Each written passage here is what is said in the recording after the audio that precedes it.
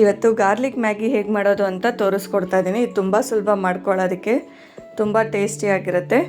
ನಾನಿಲ್ಲಿ ಪ್ಯಾನ್ಗೆ ನೀರನ್ನ ಸೇರಿಸ್ಕೊತಾ ಇದ್ದೀನಿ. ಈಗ ಮ್ಯಾಗಿ ಬೇಯಿಸ್ಕೊಳ್ಳೋಷ್ಟು ನೀರನ್ನ ಸೇರಿಸ್ಕೊತಾ ಇದ್ದೀನಿ.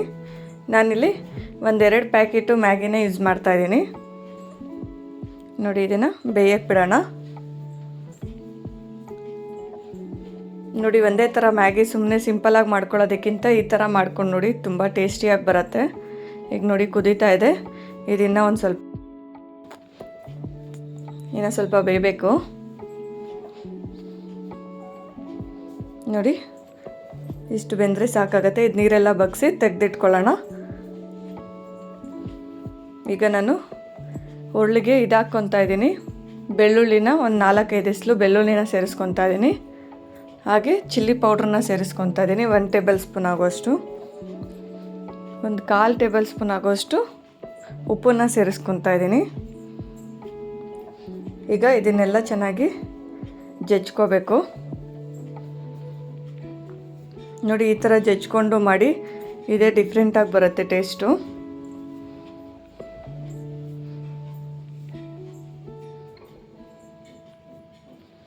ನೋಡಿ, ಇಷ್ಟಾದರೆ ಸಾಕಾಗತ್ತೆ. ಇದಕ್ಕೆ ಇಷ್ಟೇ ಮಸಾಲೆ. ಈಗ ಅದೇ ಪ್ಯಾನ್ಗೆ ಎಣ್ಣೆನ ಸೇರಿಸ್ಕೊತಾ ಇದ್ದೀನಿ. 1-2 ಟೇಬಲ್ ಸ್ಪೂನ್ ಆಗೋಷ್ಟು ಎಣ್ಣೆನ ಸೇರಿಸ್ಕೊಂಡಿದ್ದೀನಿ. ಹಾಗೆ ನಾವು ಬೆಳ್ಳುಳ್ಳಿ ಖಾರನ ಜಜ್ಜಿಟ್ಕೊಂಡಿದ್ವಲ್ಲ, ಅದನ್ನು ಸೇರಿಸ್ಕೊತಾ ಇದ್ದೀನಿ.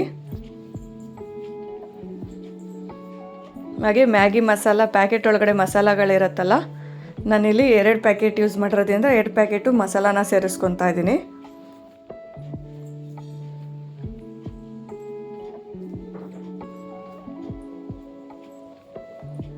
ಈಗ ಇದನ್ನು 1 ಸೆಕೆಂಡು ಎಣ್ಣೆಲ್ಲೇ ಫ್ರೈ ಮಾಡ್ಕೊಳ್ಳೋಣ.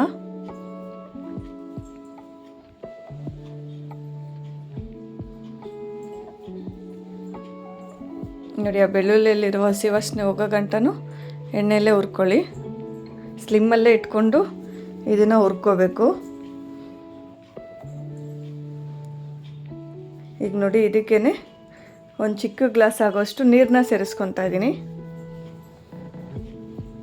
ಈ ಮಸಾಲೆನ 1 ನಿಮಿಷಗಳ ಕಾಲ ಕುದಿಸ್ಕೊಳ್ಳೋಣ.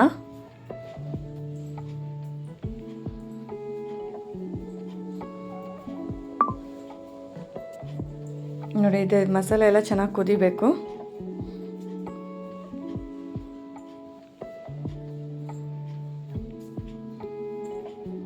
ನೋಡಿ, ಚೆನ್ನಾಗಿ ಕುದ್ದಿದೆ.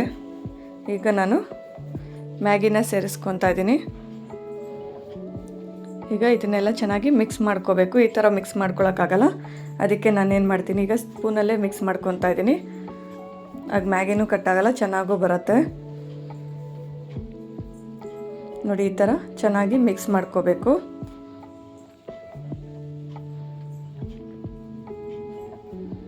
ಮಕ್ಕಳಿಗೆ ಈ ಥರ ಮಾಡಿಕೊಡಿ, ತುಂಬ ಇಷ್ಟಪಟ್ಟು ತಿಂತಾರೆ.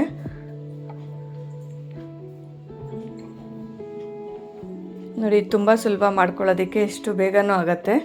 ಇದೇ ಒಂಥರ ಡಿಫ್ರೆಂಟಾಗಿ ಟೇಸ್ಟ್ ಬರುತ್ತೆ ಮ್ಯಾಗಿಯಲ್ಲಿ.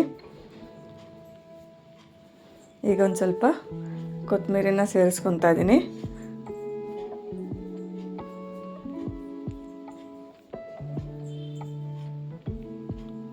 ನೋಡಿ, ಈಗೆಲ್ಲ ಚೆನ್ನಾಗಿ ಮಿಕ್ಸ್ ಮಾಡ್ಕೊಳ್ಳೋಣ.